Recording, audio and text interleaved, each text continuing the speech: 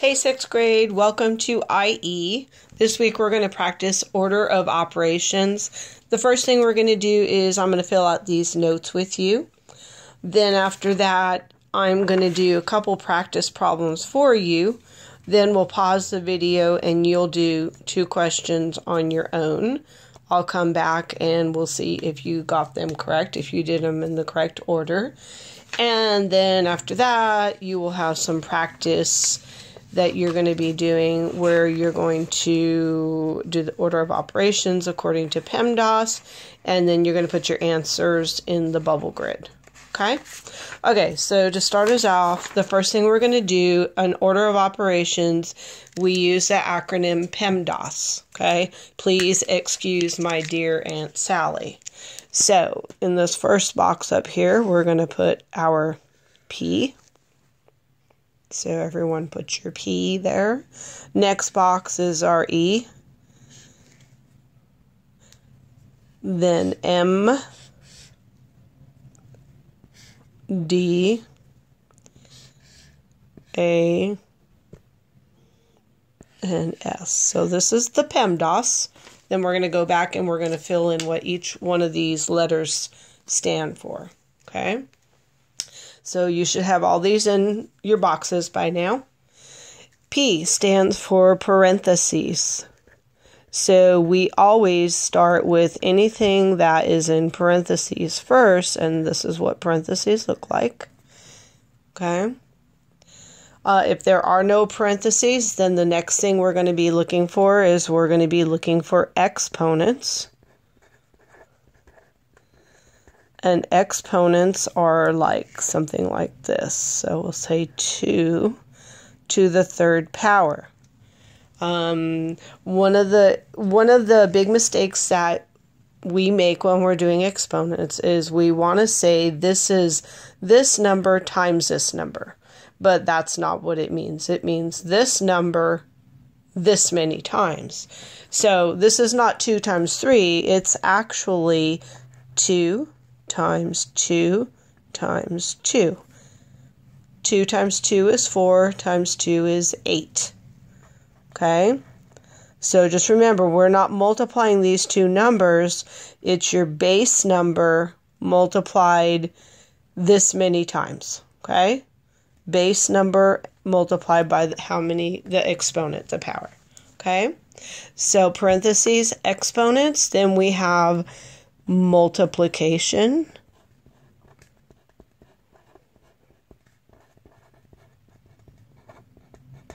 and division. Now, with multiplication and division and these two down here, you always do it in the order that they appear from left to right. Just like when you read a story, you always read from left to right.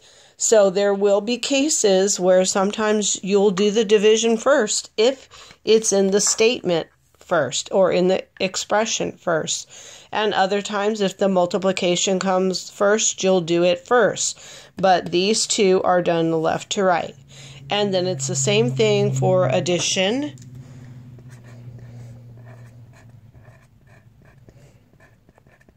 and subtraction.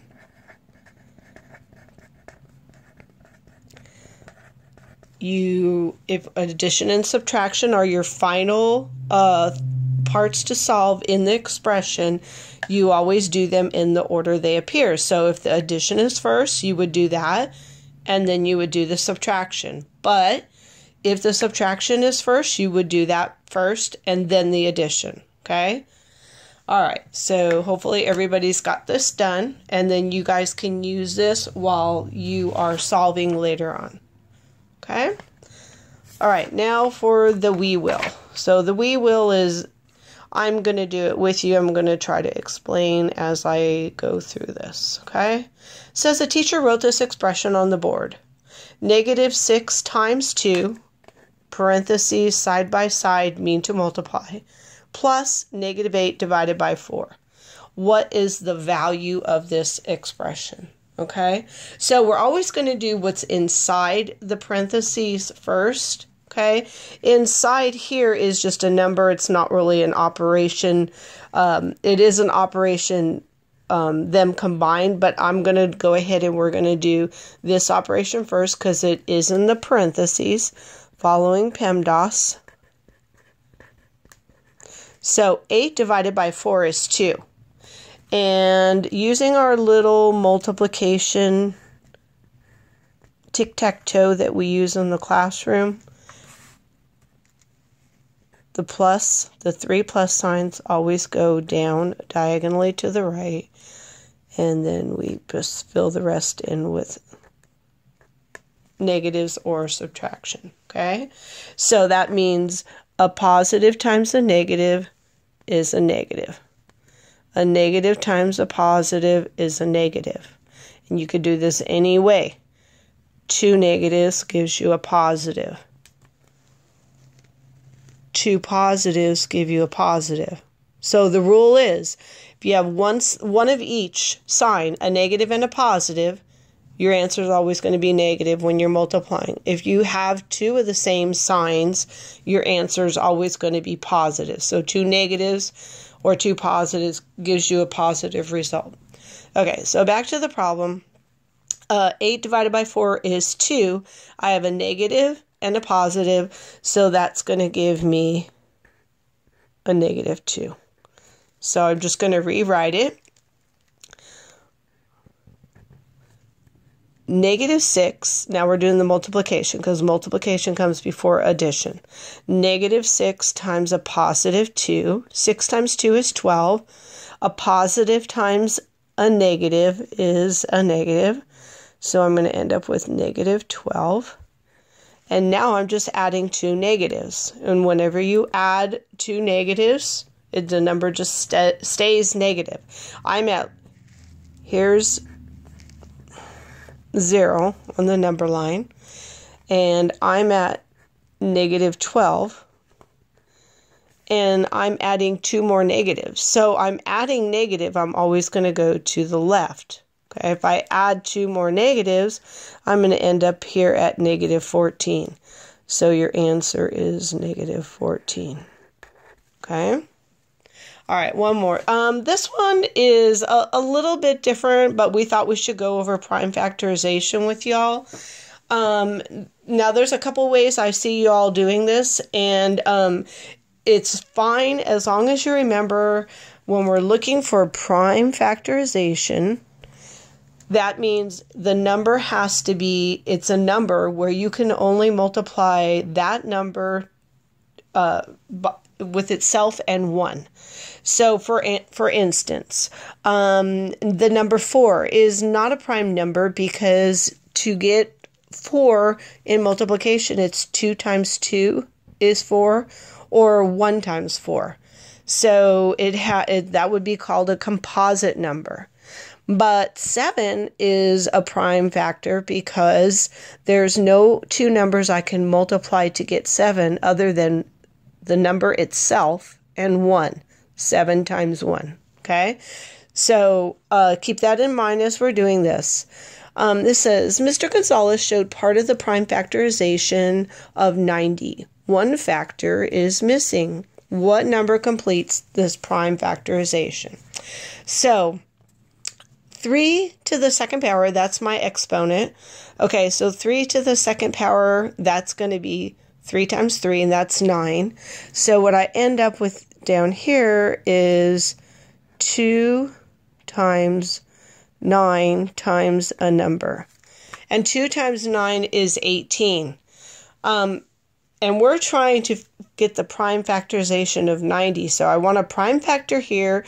And I don't know how many of y'all know right off the bat what 2 times 9, 18 times what number is 90. So to be safe, it's better to set up a factor tree. Okay. And when you do a factor tree, we're just having branches, 2 branches at a time. That will give you a number that equals 90. It could be any numbers that you want to choose. It could be 10 times 9. I'm going to use 30 times 3. Any 2 numbers that make the number at the top of your tree. Well, 3 is prime. The only way I can get 3 is 3 times 1. So 30 is still composite. I have to factor it out until I get all prime numbers. So 30, it could be 6 times 5 or 15 times 2. 2 is prime. The only way I can get 2 is 1 times 2. 15 is composite. So let's see. 15. 5 times 3. Now, we have all prime factors. And this would look like going from our smallest to our biggest. It would be 2. There's 1, 2. I have 2 3s, which is 3 times 3, 9. And I have 1 5. 5 is our missing number. This right here gives you 2 times 9 is 18 times 5 is 90. And again, some of you might have known that. Some of you may not know it. It's always a safe idea to go ahead and do your factor tree and whittle it down until you get the smallest prime numbers and then fill it in. Okay? All right. Now, the next part of this is your teacher can go ahead and pause the video, and then you can go ahead and do this one and this one. You may need a piece of paper, scratch paper, to do this because I want you to do it in steps so you don't get confused. I didn't give you a whole lot of room on here to practice. So maybe you can rewrite this on the back of your paper and go ahead and solve it. Okay, so let's see how you did. Remember, we're using our acronym PEMDAS. Please excuse my dear Aunt Sally. Hopefully y'all used your notes. Hopefully y'all took your time and did this step by step so you don't make any mistakes. Okay, so according to PEMDAS, we have to do the parentheses first. Inside the parentheses is division. 60 divided by 10 is 6. So now I'm just going to rewrite it.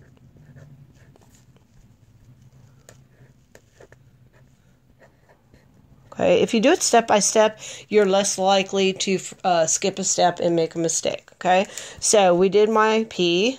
There are no exponents. There is multiplication. This parentheses with a number next to it tells you to multiply. So we're going to multiply. 2 times 6 is 12. So I'm going to end up with 90 minus 12. This is a negative times a positive, gives you a negative, and then minus 4. Okay, almost done. Now, the easiest way to do this right here is to add these two negatives together. Okay, now when you add two negatives, it stays negative. A negative 12 plus a negative 4 is a negative 16. 90 minus 16 gives you 76.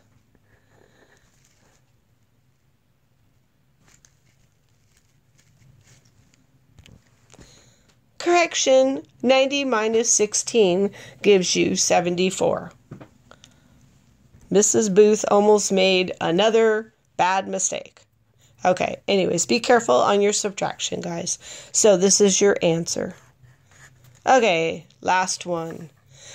This one right here is, hopefully you guys understand, we've talked about this a lot, what this says, okay? 92 minus positive 12 plus 16 in parentheses divided by 4, okay? So we're going to do what's on the top first, and then we'll take care of this division afterwards, okay? All right, so we're always going to do our parentheses first, following PEMDAS. So 12 plus 16 is 28. And then I have 92, take away, divided by 4. Okay, so I did our parentheses. There are no exponents. There is no multiplication. Okay, so now we're going to go ahead. There's no division up here on the top. We will divide this once we finish this operation up here. So 92 take away 28 gives you 64. divided by 4, and 64 divided by 4 is 16. So hopefully that's what y'all got. Okay. All right. So boys and girls, what you're going to do now is your teacher will stop the video and y'all will do these right here. Okay. So we did put quite a few in here with exponents because that's the tricky part. So just be careful. Maybe you want to write PEMDAS along the side here and do step by step, one step at a time. Okay. One step at a time. No parentheses, but there are exponents. Then you're going to do the multiplication and division, the order they appear, and then your addition and subtraction. Okay, good luck.